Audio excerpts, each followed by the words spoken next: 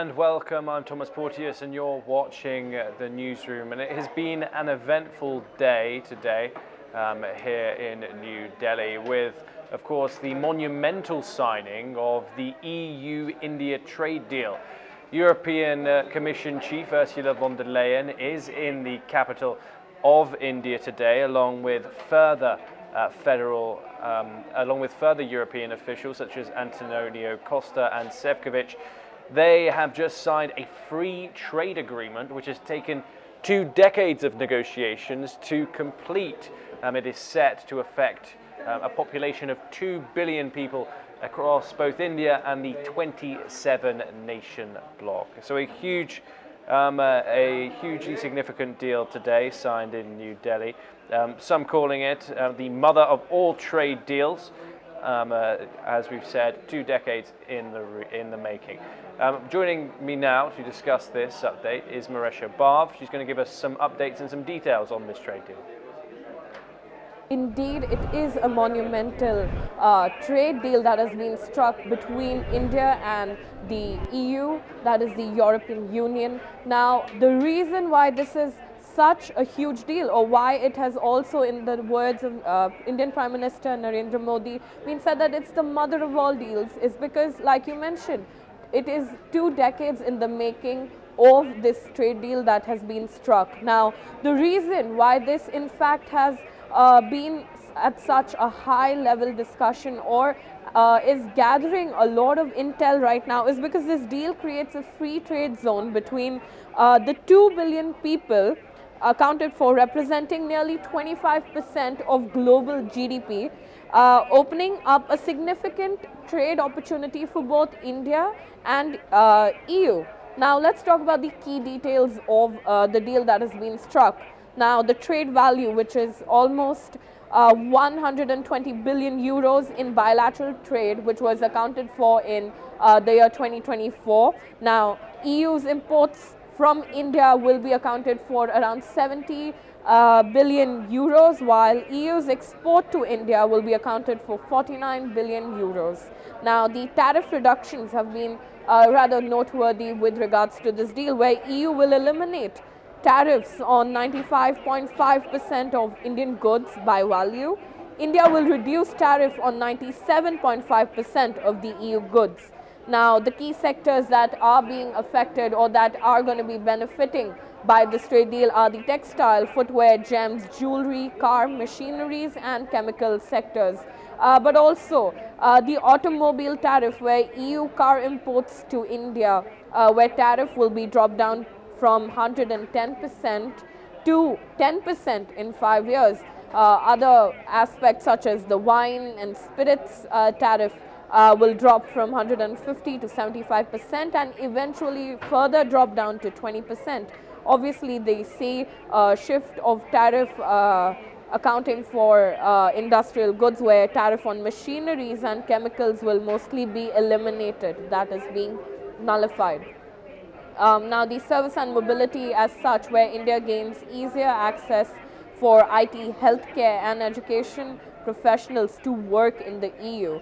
These are opportunities opening up for Indian citizens within the EU, and also looking at it from the geopolitical context of it, it's seen as a strategic response to global trade disruptions and protectionism. India's trade deal with the UK, which was struck in 2025, last year, Oman, and the EFTA in 2025 add to the significance of this agreement. So yes, Tom, this is what has been, this is the intel we gather from the bilateral that recently took place in New Delhi with the Indian Prime Minister and Ursula von der Leyen and Antonio Costa in attendance with other EU officials who have made this deal now an agreement, and it will soon be implemented this year. Yes, Tom, that's what we know of this. Thank you very much, Marisha, for filling us in there on those statements. Of course, we'll continue to bring you all the updates as that European summit continues.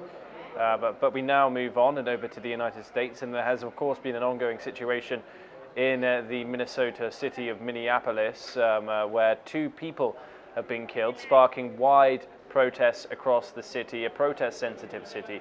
Of course, Pretti and Good, 2 US citizens that have been killed by the hands of ICE agents taking operations in the United States. Pretti was a 37-year-old US citizen who was shot dead during an altercation with Border Patrol in Minneapolis. And Donald Trump, some say, has conceded and has withdrawn certain numbers of ICE troops out of the city of Minneapolis. Border czar Tom Homan is heading to the city to lead local immigration officials in the city. Of course, it follows major backlash over how top federal officials, including Bovino and Homeland Security Secretary Kristi Noem, responded to the shooting. Of course, we've seen nationwide backlash after the killing of these 2 US citizens, which has occurred in Minneapolis.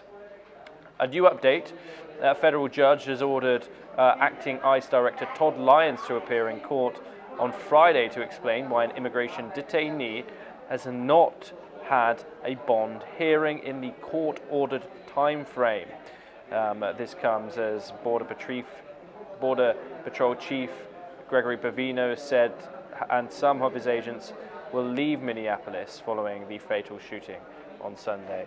Once again, Maresha is going to join us on this. Tell us a little bit more about what's been going on in the US state of Minnesota. Yes, well, Tom, like you mentioned, a lot of unrest and aggression is seen within the United States. It is, in fact, in this mode of aggregated anger with regards to the ICE agents, and what has fueled these are the fatal shooting of, like you mentioned, Renee Good. She was a mother of 2, was shot by an ICE agent during a protest. Further to which, even accounted for 2 days back, we had Pretti, Alex Jeffrey Pretti, who was a nurse in the who worked in the ICU part of the medical industry, who also got shot. Now, what was controversial with the shooting of both of them is the ICE agents constantly mentioned that they shot due to as an act of self-defense, although footage from the body cams or footage while examining the incident shows that in the case of Alex Pretti, he was holding a phone and not a gun. What the ICE agents did contradict or did claim was that he was attacking and he was resisting an arrest that was made by the ICE agents, although that turned out to be false. Now, all of these instances adding up create immense unrest for the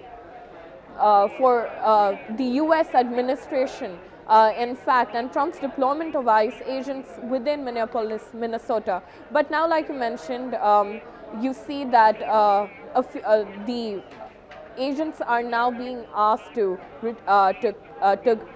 not to start leaving Minneapolis, where they have also begun to withdraw from places where there is intense public backlash and growing political pressure after the 2 fatal shootings that involved the federal agents during the immigration crackdown that Trump has surged. He calls this crackdown Operation Metro Surge.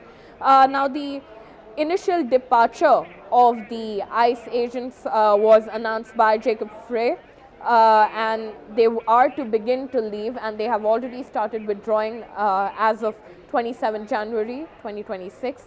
Now, there is a leadership change that is being visible, where the senior Border Patrol commander, Gregory Bovino, who led the militarized enforcement operation, is being reassigned and is expected to leave the city immediately. President Trump has appointed border czar Tom Homan to take over management of immigration operations henceforth in Minnesota. Now, before the current reduction, an estimated 3,000 federal agents were operating in Minneapolis area.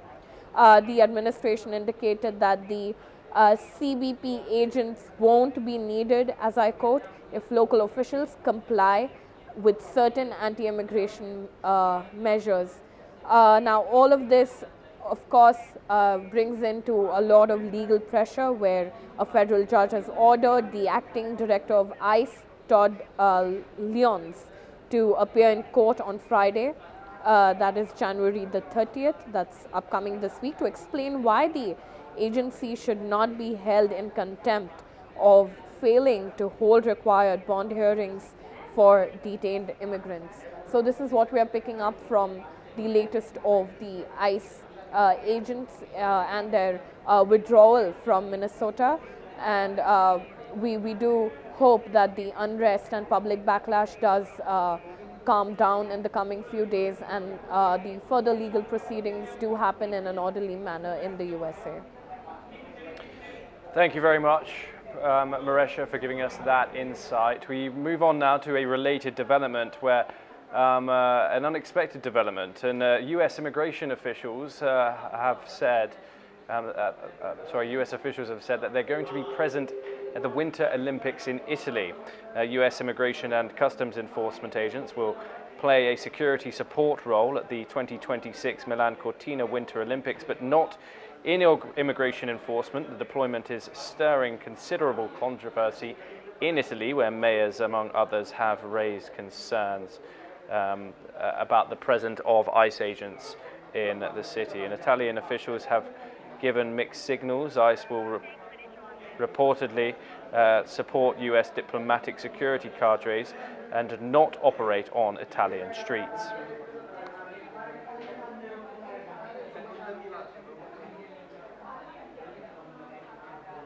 Okay, we move on now. And news coming out of the Middle East, and the last hostage body has been retrieved inside the Gaza Strip. Israel has raised rejoices due to this. 844 days, a clock has been ticking since the start of the October 7th attack. Of course, a huge development now as the phase 2 of the ceasefire moves forward in full force, and Israel says it will open the Rafah border crossing once the remains of the last hostage are retrieved. The body of the final Israeli hostage, Ran Gavili, has been recovered, clearing the condition that Israel set for reopening of the Rafah crossing. Rafah, of course, extremely important as it is the only crossing that Gaza has with Egypt, which will, of course, now see the incoming and outgoing of residents inside Gaza, of course, after going through an Israeli checkpoint. But it's seen as crucial for aid, among other amenities, and it is a huge update in terms of this story. And this led to the broader ceasefire follow-through after hostages have all been accounted for. All of the hostages inside the Gaza Strip, both living or dead, no longer have any presence there. Now we will see if this ceasefire will indeed move forward or it will move on to the phase 2. Yes, and so Ran Gavili has been returned, and now we will see whether this second phase will end or not. Of course, this requires the second, this is one of the first times in decades in which an Israeli hostage is no longer inside Gaza. We're now joined by Maresha. She's going to give us some further updates when it comes to this story. Maresha. Well, yes, Tom. Like you mentioned, the return of Ran Gavili, the last hostage held by Gaza, the last Israeli hostage held by Gaza, his remains returning back to Israel really does mark a pivotal point with regards to the peace plan between Israel and Gaza that was brokered by the USA. Now, the retrieval of his body satisfies a key condition of the US brokered peace plan, which progress had been stalled lately due to a lot of violence and a lot of violation of the peace agreement. Now, talking about the Rafah crossing, it is and the poised of its partial reopening when Netanyahu's government has signaled that Gaza's Rafah border crossing with Egypt is closed, which was closed since May 2024, will be reopened in a limited capacity only once the last hostage remains are returned, which has now been satisfied yesterday with the return of the remains of Ran Gavili. Now, the crossing is critically important as the only direct land route out of Gaza for civilians and goods, particularly for humanitarian aid. Palestinian and international mediators that include the USA, Turkey, are pushing for the crossing to fully open, sparking tensions over how and when it should operate. Now, Netanyahu seems to be garnering immense pressure from international actors, where US envoys are actively engaging Israeli leadership to advance the next phase of the ceasefire plan, which includes disarmament of Hamas and reconstruction efforts. But let's talk about the humanitarian and political concerns that do continue.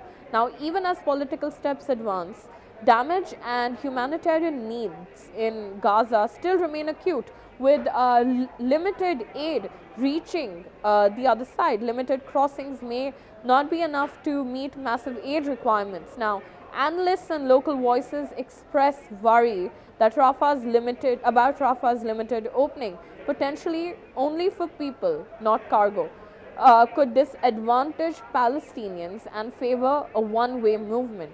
Now, there are broader debates over the ceasefire provisions, implementation timelines, and whether key peace plan benchmarks would be met.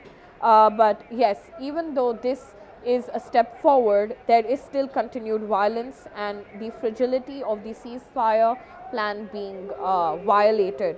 While the ceasefire has reduced large-scale hostilities, instances of violence and airstrikes still persist, and overall situation still remains volatile. Both Israeli forces and militant groups remain on alert, with periodic clashes reported despite of diplomatic outreach. Now, with this gathering global attention, we do wait and see how the phase 2 of the ceasefire plan comes about, and the reconstruction of Gaza, how and what does that look like? Only time will tell in the coming future. So yes, Tom, this is where we stand with regards to the update on the opening of the Rafah crossing and the reconstruction of the Gaza Strip and the further continuation of the US brokered peace deal between both Israel and Gaza. Maresha, thank you very much for giving us that insight. Well, that's all that we have time for on this episode of the Newsroom. Keep watching NewsX World for more international news updates.